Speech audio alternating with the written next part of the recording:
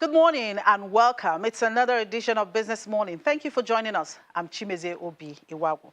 And from January 1, 2022, deposit money banks in Nigeria will stop accepting old £20 and £50 notes to enable for proper conclusion of cash evacuation.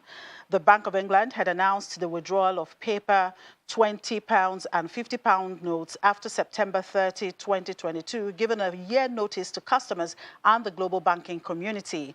One of the banks, Fidelity Bank PLC, in an email to its customers on Wednesday titled Withdrawal of Old £20 and £50 notes from circulation, said a deadline of December 31, 2021 has been issued for the acceptance of old £20 and £50 notes to enable proper conclusion of cash evacuation. The bank is calling on its customers to use or deposit their paper pound notes into their domiciliary account by December 31, 2021 to avoid a loss in the value of their money. And yesterday was Finance Day at the United Nations Conference on Climate Change in Glasgow, devoted to topics such as seeing wealthier nations deliver on pledges to give $100 billion annually in funding to developing countries, both directly and indirectly. The developed countries have not met the target, although some countries announced increases to their planned pledges in the opening days of the conference. Let's hear from our correspondent who is covering that event, Ayola Kasim. With the World Leaders Summit finished, most heads of state and government are now homeward bound, leaving behind delegations of diplomats to begin the real work of COP26, which is to determine what exactly countries can and are willing to do to rapidly reduce greenhouse gas emissions. And money is one of the core issues to be tackled. Stepping out on the Finance Day at the conference, the UK Chancellor of the Exchequer says increased public investment, mobilizing private finance, and rewiring the entire global financial system for net zero are needed steps to accelerating climate actions.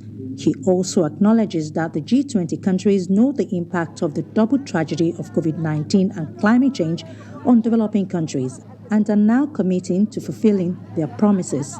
That's why the G20 is stepping up to provide debt treatments more swiftly.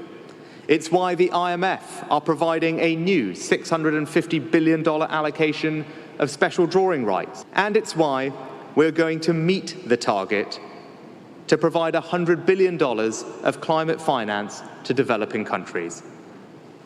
And while we know we are not yet meeting it soon enough, we will work closely with developing countries to do more and to reach the target sooner. Developed countries have always failed to step up to their commitment. The president of the African Development Bank did not fail to call them out on this.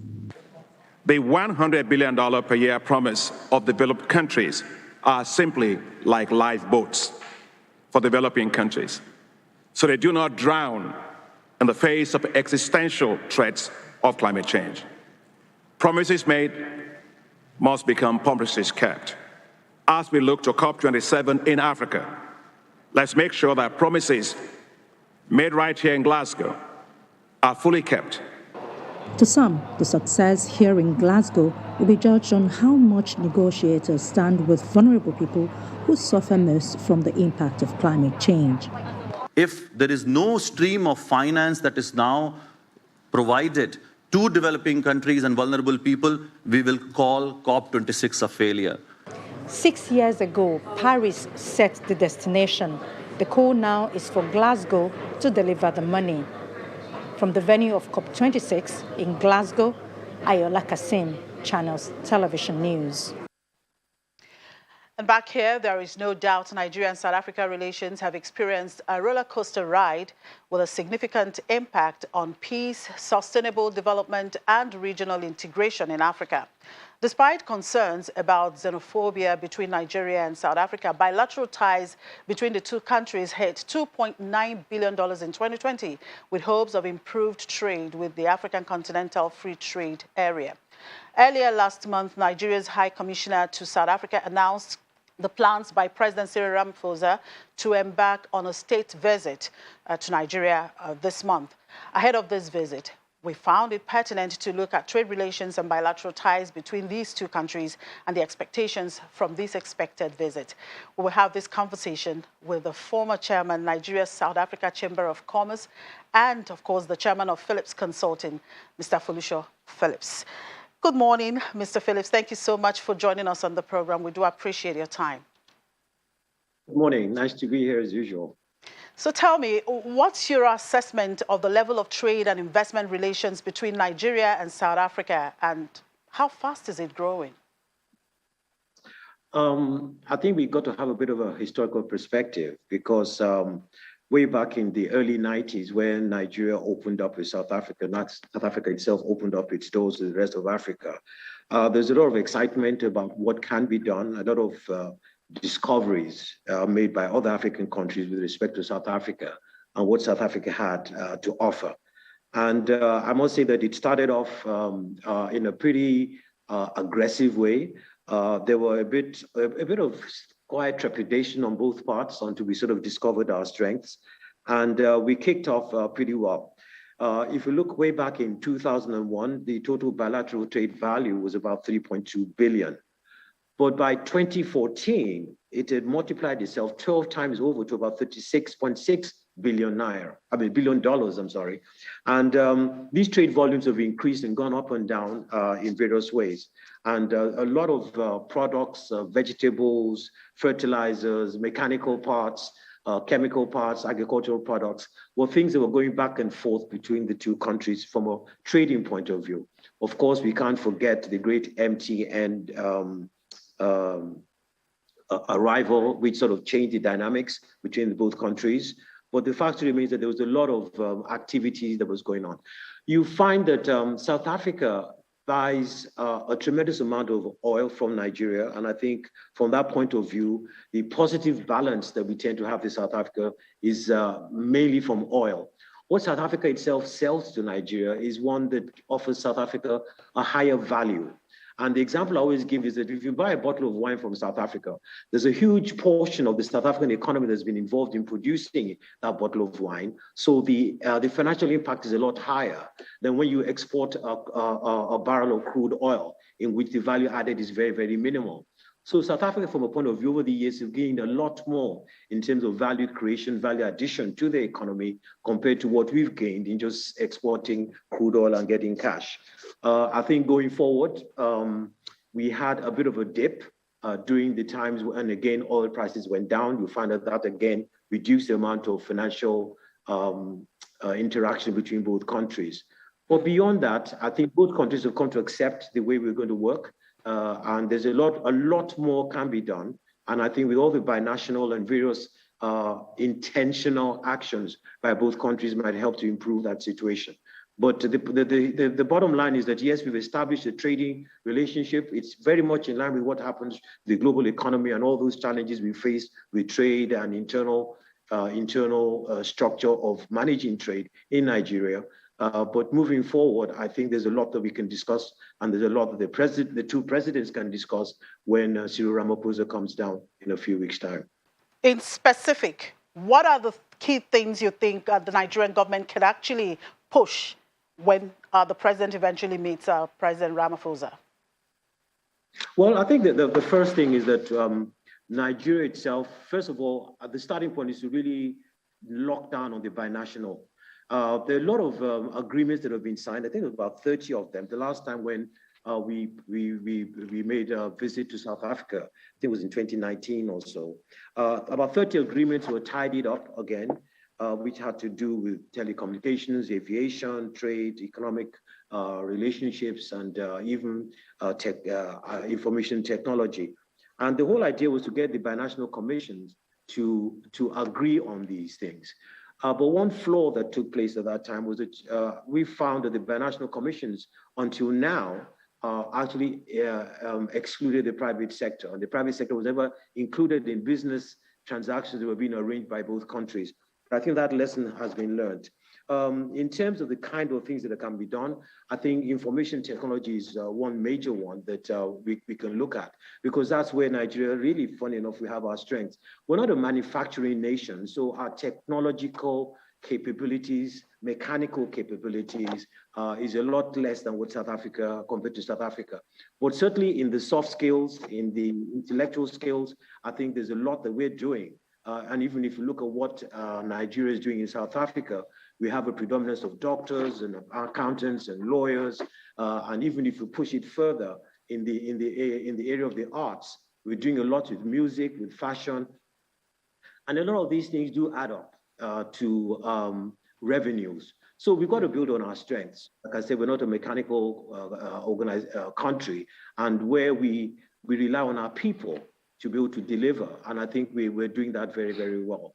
And part of the discussion we hope we'll have will tie into also the things that we are expecting from the President of South Africa, of which a few we've been told about in advance.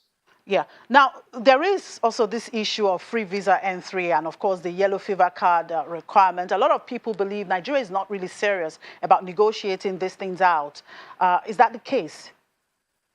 Well, I know for a fact that one of the major things that the President of South Africa will be putting to the table is the e-visa that they've sort of perfected now. And they've got to sit down and negotiate. You know, everything's always about the reciprocity. I always get this word wrong. And the whole idea is to try and see whether Nigeria can respond in a reciprocal way to the idea of e-visas. South Africa is ready to do that. And I think if that comes through, it's going to open up a lot for South Africa in terms of trade, in terms of culture, in terms of vacation and tourism and things of that nature. And also facilitate the ability for Nigerians to go back and forth and South Africans to do the same. So we're hoping that the e-visa will be a major stepping stone. Another good news for everybody is that South African Airways, I reckon another maybe 3-4 weeks will begin to fly again. South Africa Airways has sort of restructured itself internally, and it's a great airline. I believe they've won awards over the years for being the greatest performing airlines on the continent. And we're hoping that we know they're coming back on stream. And like I said, in about another 4 or 5 weeks, they should be flying again, which will help to ease the flow of transactions and people between the two countries. And also, I hope that when the president comes, he'll be dealing with issues about the binational. I think that has got to be tidied up. There's a commission that has been set up by the two countries. The exact definition is called the Ministerial Advisory Council on Industry, Trade, and Investment. And this council is going to be made up of both private and public sector participants from both countries, so that we can sit down and let the businessmen talk business and not government talk business on behalf of the business people. So we're hoping that will be a good move when the team comes. And usually when these presidents come, when they leave everybody else to try and tidy up the details. But that's another good thing they were looking forward to. Right. Now, sometimes in the recent past, Nigerian businesses were victims of xenophobic attacks in South Africa. Do you see this again? I remember in 2019, the president had visited South Africa as regarding this, but do you see this again coming up if eventually the president visits Nigeria? Could this also be an issue to be discussed? And of course, how can this be forestalled, the repetition of this kind of a thing be stopped? I think in a way, it'd be fair to say we're nearly getting over this. The issue about xenophobia was not so much against Nigerians, even though Nigerians were involved. I think it was a South African problem, and let's be very honest about it. South Africa itself, like Nigeria, you're facing your own internal issues about social dissatisfaction, and the people at that level just had to take it out on somebody. And you find that most times, from a psychological point of view, when you leave a country to another one, you're going there to survive, you're not going there to play. So we find that Nigerians, Zimbabweans, Kenyans, and so on that visit South Africa, they've gone there to survive, and therefore they work a lot harder, a lot more focused, a lot more entrepreneurial than the people that are resident. And the people that are resident who haven't got the strength to go out and respond to this seeming invasion, they tend to sort of take it out on them. And this frustration is the government of the country is not giving them the kind of satisfaction they need. And then they see other people coming in and moving quite aggressively and being successful. So you find that this act of xenophobia begins to creep up. and it's just or maybe a natural defense mechanism that the South Africans have built up. But having said that, I think that we're getting over that. I think COVID itself has helped to discipline people a lot in terms of having to dampen the level of interaction that's going on, and everybody's sort of taking care of themselves. But I have a feeling that we've gone beyond this, and what you're left with is just your normal social interaction, as negative as it might be from time to time. But I think we've gone past that. And certainly when the president went in 2019, it was agreed that we sort of have a handshake and try and see how we can work together, because both countries really don't have a choice if we're going to bring Africa out of the current challenges it faces. Absolutely. Now, you were the former chairman of Nigeria-South Africa Chamber of Commerce. How much of impact would you say the chamber made towards ensuring sustainable bilateral relations between the countries? What's your advocacy like? Oh, well, it's right from the very beginning. The chamber's been on for nearly 20 years now or so. Right from the very beginning, I remember very clearly when we visited the then Vice President Atiku to try and talk to him about increasing the flight frequency for South African Airways. In those days, it used to be just about 3 flights a week or so. And we said, look, can we please push for daily flights? The traffic is there and the opportunity is there. And if you see we're going to really begin to work with South Africa, the first thing is to make it easy for people to move in and out. So certainly getting South African flying rights was something that we did a bit of advocacy for. The whole concept when MTN came, again, settling down, the ups and downs that were involved, there's a lot of quiet discussions that went on in trying to get MTN to sort of get itself going again. We've done a lot of annual trade visits. Literally every year, we tend to take a whole contingent of Nigerian businessmen to South Africa to look at the opportunities that they see available and just get a feel for what goes on. They have several seminars and lectures and meetings and visits to companies and factories. We've done that consistently over the years. And also received a lot of South Africans that have visited, and we tend to have a reception for them and get them to be introduce them to various people in South Africa as well. We offer visa assistance to our members to try and facilitate it. This helps the South African High Commission, because then they know the people we bring forward to them have been vetted by us. They're usually our members, and we can sort of vouch for their integrity in going out. The membership of the chamber is hovering about 300. COVID has usually had its impact, but funny enough, despite that, we still have our monthly breakfast meetings. We've done that for years and years, in which we've invited all kinds of people to come in. Even during the xenophobia, we were there trying to resolve conflicts when the students were trying to be a bit aggressive on the streets and saying we're going to have strikes and things of that nature. We called them to the table and we sat with the students, the National Association of Nigerian Students. We sat there with the High Commissioner, and we tried to resolve some type of, we came to some agreement with them, and this really worked. Again, we're very, very involved in the binational that's coming up. We're very, very involved in the joint council that I mentioned, the Advisory Council on Industry and Trade. And we continue to advise the High Commission of South Africa on various things. We provide research data for a lot of people that are visiting the country. Our place is usually the first port of call. And even since everybody's gone digital, the office is very, very busy receiving all kinds of inquiries and responding accordingly. So I think the chamber is clearly one of the most active chambers, simply because of this pressure for Nigeria, South Africa to get going. And we've been very busy and very responsive. And there's also the South Africa-Nigeria Chamber at the other end, which works very, very closely with us. And this has worked very well. And I think in terms of having the institutional framework for both countries to move on from a private sector point of view, I think certainly the Chamber step deal with this. All right, Mr. Phillips, in 1 minute, now we're having the launch of the AfCFTA. How do you think these two countries can actually capitalize on this initiative to boost their trade? A quick one. Well, I think clearly it's a wonderful platform, not just for the two countries. It's almost like saying this is a funnel through which the two major economies can help to drive the rest of the African continent. The agreement is very clear. Things about having a unified customs and free trade, free movement. And the ability, there's a huge market that's available to everybody.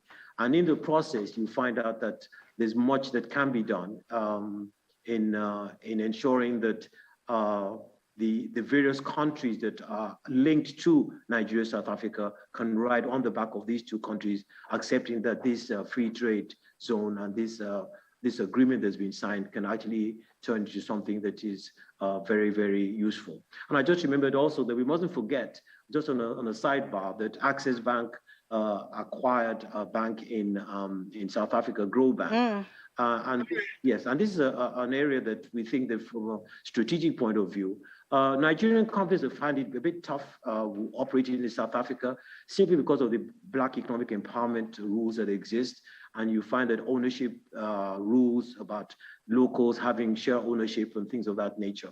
And one good strategy I think we as Nigerians should look into is that we can't move our company into these companies. We can go and acquire some of these companies, increase our portfolio, and also ensure that we can begin to do much in South Africa as South Africans are doing here. I think that's a good way to leave it there. Thank you very much, Mr. Phillips, for your time on the program. We do appreciate it. Have a great day. You too. Thank you very much. Thank you. Commodities market update is next. Do stay with us.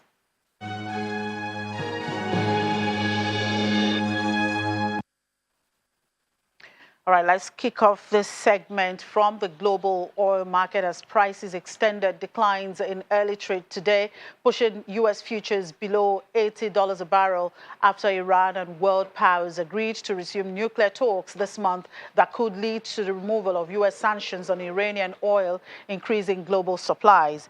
U.S. West Texas Intermediate crude slid for a third day to $79.94 a barrel, down 92 cents. Brent crude futures for January fell for a second session to $81.19 a barrel, down 80 cents. Both benchmarks on Wednesday posted their biggest daily percentage declines since early August, with Brent closing at its lowest since October 7 and WTI since October 13, after weekly inventory data from the U.S. Energy Information Administration showed a larger than expected rise in crude stocks last week. Later today, the Organization of the Petroleum Exporting Countries and its allies, a group known as OPEC+, will meet. The group is expected to reconfirm plans to keep monthly supply increases steady despite calls for an acceleration. And for more on commodities market space, we have Belumi Olanubi here with us. Hi, Belumi. Good to see you again. Good morning. Good morning. Thanks for having me. All right. I think it's a good place to start with the Fed's decision. Yesterday, they are beginning to reduce their asset purchasing program. Yeah. That is supposed. They also signaled that they are not going to increase rate hike. They're not going to hike the interest rates. So what would this decision mean for the global economy and, of course, for Nigeria? Putting this in context, we know that the United States is actually the largest economy in the world, followed by China. And about 69% of global foreign reserves is actually denominated in dollars. And also most of the trade, like 88% of trade, global trade, is actually carried out in dollars. It means that the U.S. economic and policies, both fiscal and monetary policy, is actually very important to the global economy. Now, let's take a look at what is going on in the United States and directly what we can take home and how it will directly impact sub-Saharan Africa in general. Before pandemic, the United States had a stable economy in the sense that unemployment rate was at what we call the natural rate of unemployment, which is about 2%. That's what we call full employment. So also interest rate was well anchored and it was below the benchmark of 2%. It was around 1.6%. And the interest rate was 2.1% there, but that was pre-pandemic in 2019. Now, after the pandemic, the impact, the lockdown and all that, we saw contraction in the economy that led to unemployment levels recording as high as 8%. And also we saw that at that period, there was squeezed liquidity. So the Fed began to purchase assets just to push in more liquidity into the system. At that period also, we saw that they left interest rate artificially low. And this is actually very significant to commodities prices that was all-time low last year. So as we come out of recession, as the rate of vaccination improves, as we see more economies open up, more sectors open up, we see that inflation rates rather, began to increase, and it is followed by so many factors, one of which is the energy price that we see, price crunch, supply disruption, and what have you. So at this point now, the pressure, actually pressure for the central bank to raise interest rates, but their own perception is that it is actually transitory, that it's just some factors that are proving not structural in nature, and it will fizzle out. But a lot of economic analysts insist that this has become persistent. It isn't persistent looking at it, because if you look at the drivers, they are actually energy prices. We've seen supply chain disruption and all. If by the time more economic activities economic activity increases, and we see this disruption, this supply chain disruption being addressed, we see increase in commodity price, we see more surplus supply rather of commodities, and we see more activities generally. We'll see that it will actually taper down, and they are actually forecasting that by mid 2022, we will see that. In fact, in the words of the Secretary General, she said that inflation expectation, which is actually the language now, is actually well anchored. So for us in Nigeria, and the impact on global economy means that the dollar will be relatively stable for now, and we don't expect commodity prices to increase based on the increase in value of dollar, but we just expect that the fundamentals, which is the structural issue that we are seeing, the supply bottlenecks that we are seeing, will be the major factor pushing commodity prices, and that implies that, but however, rates hike is inevitable coming 2022, and that would mean higher debt burden for SSA countries and even global economic at large.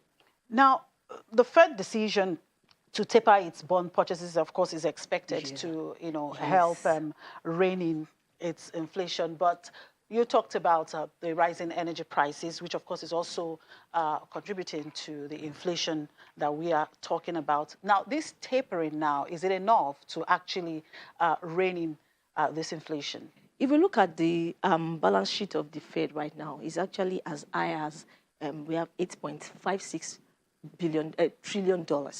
And this is higher than what we even saw during the financial crisis in 2008, 2009.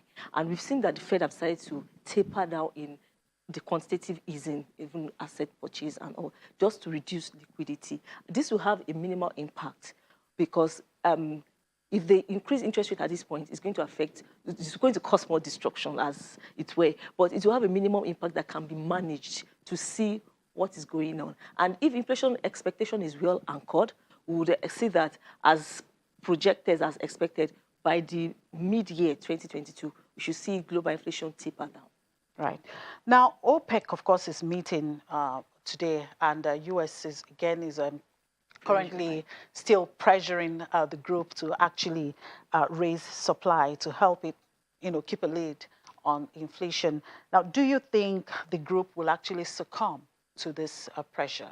Like we discussed on Tuesday, I still stand on my own opinion that the likelihood that OPEC will heed pressures from US is actually very slim, and because it's not just about reduce. Of course, for the US, the factors driving this are actually is politically inclined. We know that mid-year election is coming up November 2022, and one of the factors that we'll be looking into is how much or how well this administration has actually dealt with inflation, or at least reduce inflation to the target rate. So these are the considerations. So OPEC would most likely stay on their own, what they've agreed on, which is to increase supply by 400,000 barrels every month, just to see, that's a more conservative way of approaching it. If not, we'll see oil price decrease further than we have seen, because we've seen this decrease is actually as a result of the pressure mounting up from the United States and all, and even the conversations going on COP26 and all that. So those are the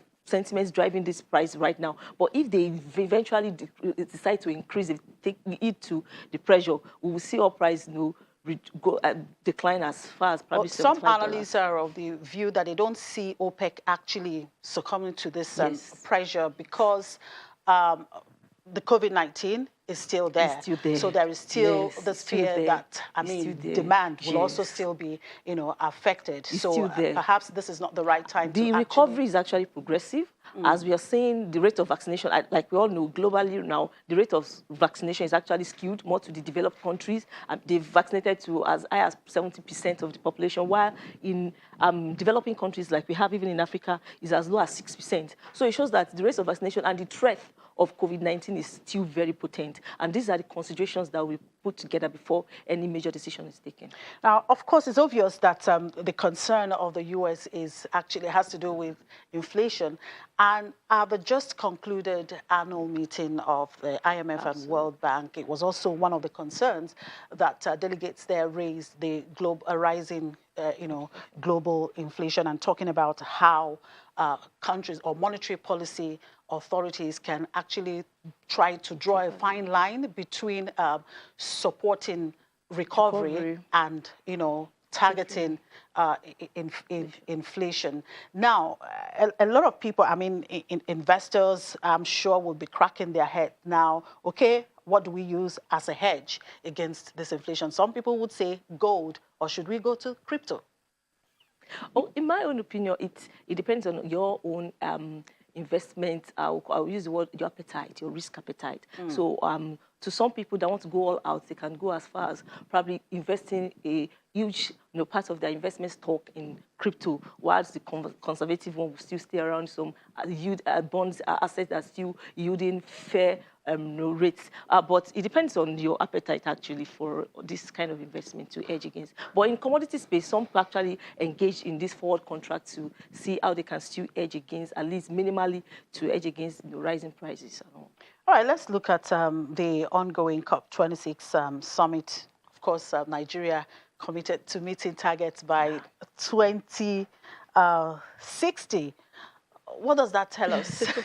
a lot is 10 actually years going after, the UN's targets. A lot is actually going on there, even globally and even for us in Nigeria.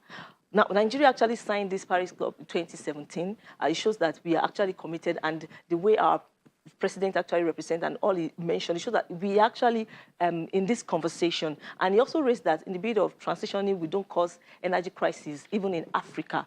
But, I mean, looking at what is going on in the country, we actually pledged initially that we're going to reduce our emission by 20%, unconditionally, and by 40% conditionally by 2030. And now we are raising it to 10 years. The question is, these conversations, like they said, blah, blah, blah, is ongoing. What are the strategic steps that we want to take and the funding needed? Of course, they've committed to helping developing countries by raising $100 billion yearly, which they failed in years past, but they've committed, and you can see even South Africa securing some to help. But we need to see strategic plans and see what we are doing so that it doesn't come to a point that we get stuck in the bit of transitioning from one energy source to the other. That was actually what the AFDB president, the point he was trying to make yesterday. Anyway, let's leave this conversation here. Belumi, thank you very much for your time. Thank you for having me. Appreciate it. Belumi is a research analyst with Financial Derivatives Company.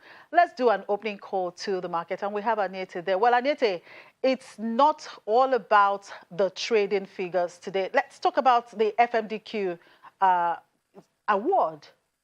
Yeah, good morning, Chimi. The FMDQ is going to be having its annual Gold Award, which is going to be the 4th edition, the 4th for this year. And of course, it comes with a theme recognizing excellence in the fixed income, currencies, and derivatives market. So, of course, we will be having the group operating officer of the FMDQ group, Kodi Ugoji, to join us via Zoom to talk about that. I don't know if we do have her right now so that she can give us, to answer some questions as regards that. Okay, I think we have Kodi now. Thank you for joining us, Kodi. Thank you. Good morning. Okay. So now the FMDQ Gold Award is set to recognize excellence in the Nigerian fixed income markets, currencies, as well as the derivatives market. Tell us how this is achieved. Okay, so FMDQ Gold Awards, the gold there is derived from FMDQ's gold agenda. And that is the agenda that FMDQ has to work collaboratively with market participants to make the markets, the Nigerian financial markets, globally competitive, operationally excellent, liquid, and diverse. And that's where gold is coined from. Now, as we've been working with these participants, market participants over the years, FMDQ is 8 years old in a couple of days on Sunday, November 7th. We've come 8 years working with these participants. And when we turned 5 in 2018, we thought we need to recognize these market participants that are working to make these markets gold.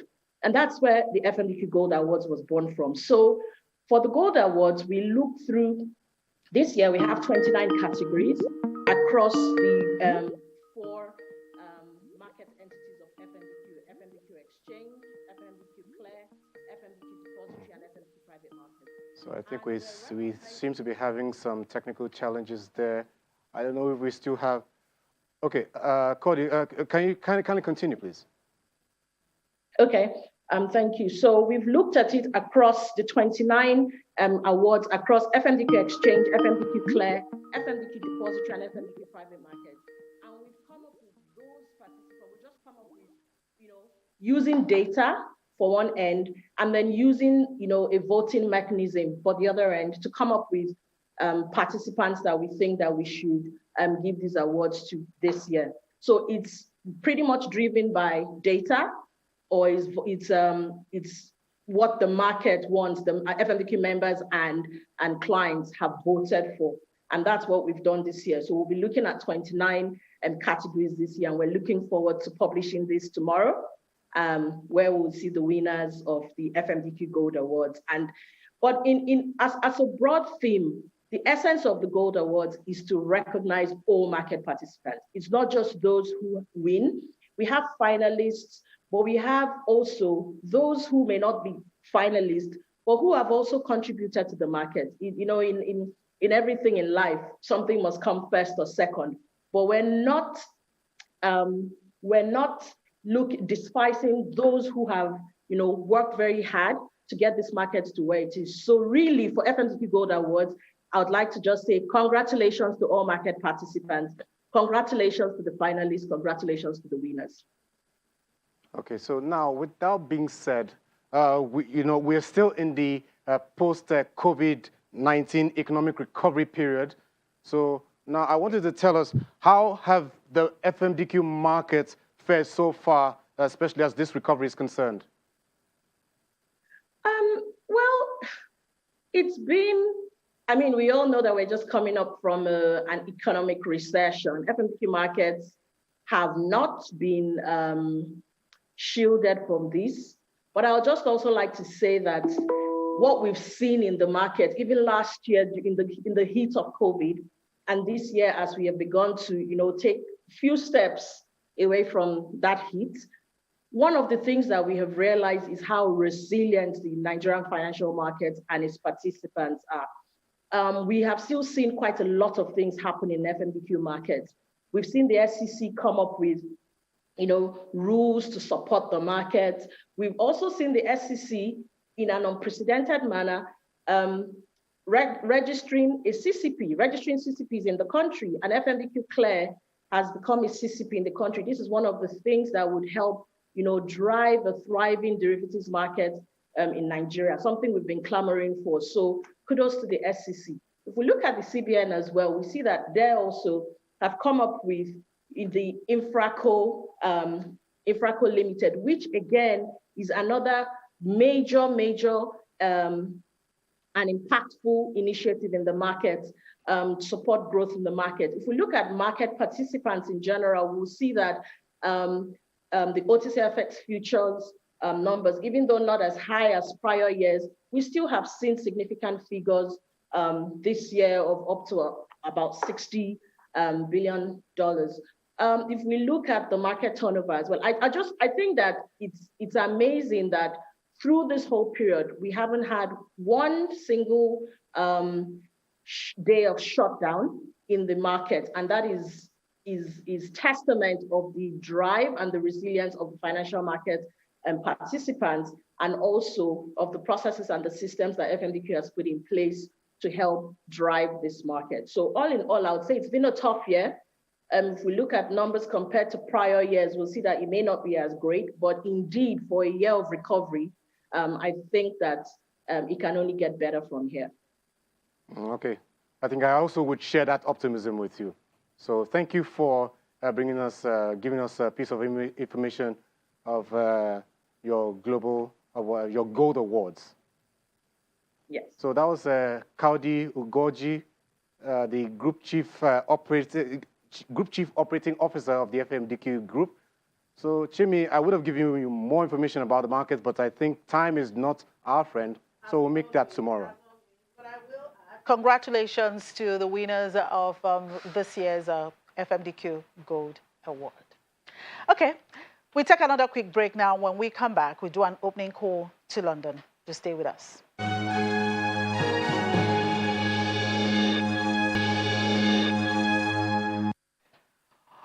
All right, let's cross over to London now and hear from Juliana. Good morning, Juliana. Well, the U.S. Federal Reserve has announced it is winding down the massive stimulus program and says no rate hike yet. How do you see this shaping BOE's decisions later today? Good morning, Chimi. Well, I think the US decision overnight to taper back its $120 billion monthly bond purchasing program has reassured markets that the world's largest economy wants to keep soaring prices under control. They're going to taper it back by about $15 billion a month. They'll be doing that before they consider rising interest rates. Inflation in the US is running at about 4.4%. Well above what the US Federal Reserve would like, which is about 2%, very similar to what we've seen with the Bank of England. And typically when you've got high inflation, interest rates are rise to try and push back the demand. Similar situation that's happening in America is happening in the UK. We're getting soaring demand because of lack of supply issues and labour shortages. How is this going to play into the Bank of England's decision at 12 p.m. noon lunchtime? I think massively. Lots of people are suggesting that perhaps today wouldn't be the day where the Bank of England decide to rise interest rates for the first time in 3 years. It's been at 0.1% since March last year. Some people are saying by the end of the year, but now I think, you know, it's a kind of will they, won't they rise inflation rates. I think what's unique about the situation here in the UK, Chimmy, is that yes, lots of central bank governors around the world are saying that inflation will be transitory, but we've got these wholesale gas price rises, which is really hitting Europe, but particularly bad in the UK. This is hitting not just consumers when they want to light their home or cook some food, but this is also hitting big business, and those prices are starting to dwindle down to the consumers. So we'll just have to wait and see. 12 noon is 1 p.m. In Nigeria. So by the time we discuss at BizInc, we should have an update for you. I'm sure you'll have to talk about that with Laddie.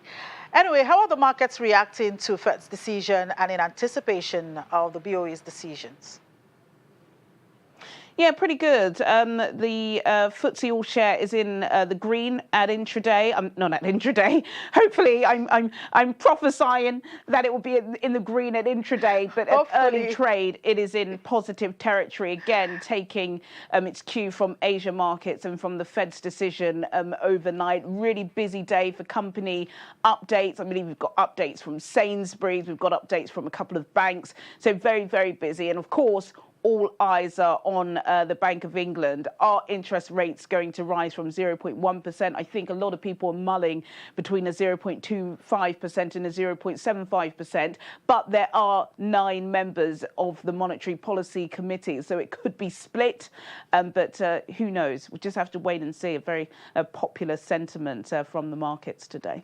We shall wait and see. Thank you, Juliana. See you later in the day. Thanks, Jimmy. And to the crypto now, we have Laddie. Well, Laddie, rising inflation globally. Are we going to hedge against this inflation with your crypto? Well, the crypto market is not looking bad at this point. Well, they've said, Bitcoin is a good hedge, but Bitcoin is struggling at this hour. But we see the market cap there, still close to the $3 trillion mark. Every trader out there is waiting for this market cap to cross that 3 trillion mark. It's up about 0.12%. 24-hour volume traded in the crypto market, $133 billion this morning. Bitcoin dominance, see 42.96%. It's been ranging between the 40% and 44% for a while now. Price of Bitcoin this morning, 62,532. It's down about 0.47%. Bitcoin is there struggling to stay above the 63,000 mark, but it's still above 60K, which is still good for the market. 24-hour volume, $35.25 billion traded in Bitcoin. Let's bring in Rume Ofi now, digital market analyst. Great to have you, Rume. Hello, Rume.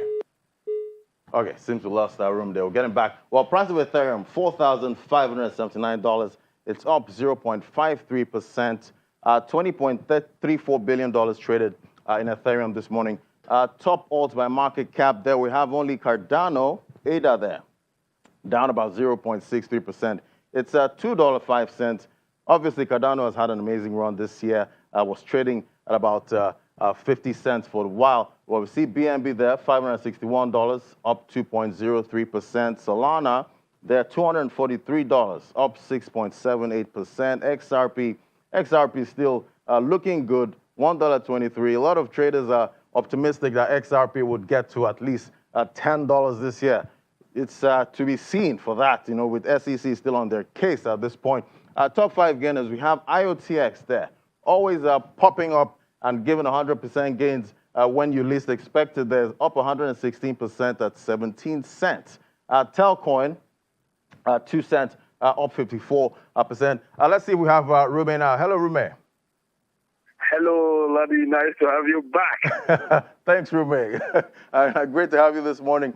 Well, in China, the digital currency seems to be doing well. The rollout seems to be quite successful, with 140 million people actually downloading the wallet and actually using it. How do you see this? Let's not forget the fact that China is a communist state, and they're about control. It's about you're using it or you are not using it. You must use it, because they banned Bitcoin at some point, banning Bitcoin mining at some point. So the citizens have no choice but to look inward, So I think that is actually fueling that. And again, they made it so easy at some point because they did a lot of, in various cities in China. One thing I really like, which is their strategy, of which I believe that we can also imbibe in these countries, where they actually made sure, instead of testing all of this, they did some lucky draws where people were giving free digital UN. Some of them were giving giveaways and all of that. So, and it's so easy that with your phone number, you can actually have about 50,000 digital UN, which is equivalent to about $7,980. You can't compare that to our own here, that is about 50,000. So it's a way to encourage their own system, and they are very strategic. There's also something I worry about. This is because although it's a very good strategy for the Chinese government, they're actually targeting, if you check, for a while now, they've been very, very focused on achieving how they can implement all of these in the 2022 Beijing Olympics. And there's the rumor that the U.S.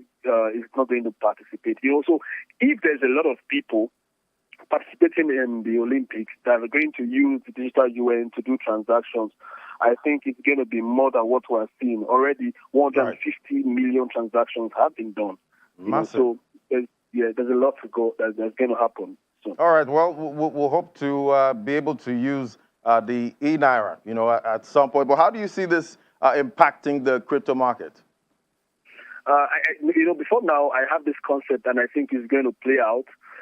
the digital yuan, e-naira, and all of those central bank digital currency, in a way, is an advert for both private cryptocurrency and digital payments that are going to be our lifestyle in the shortest period of time. That's what's going to be happening. All right. Well, maybe it'll be bullish for Bitcoin or not. Well, we'll keep watching. Rume, always good to talk to you. Bye-bye. Thank you very much. All right, let's look at the top 5 losers there. Loopring had a good run yesterday. It's down 17%. And Rune there, AR, Sheep is down 11%, but it's had an amazing run in the month of October. 1,000% profit, Chimmy. Ladi, just wanted to ask you, have you downloaded the e-naira wallet? I have not, but I'm looking into it, actually. Because I'm just wondering when we'll be able to monitor whatever is going on that platform. Would that be possible? I will try and download it today, actually, yeah. So we would be able to follow up on that particular, it will be interesting to know, because I would also want to see how I can also So we can exchange, you know, some e-naira, you know, you send to my wallet and maybe I send to yours. Absolutely. All right. That's it on the program. Thank you for watching. Don't forget to join us on Business Incorporated later this afternoon by 1:30. I'm Chimeze Obi Iwagu.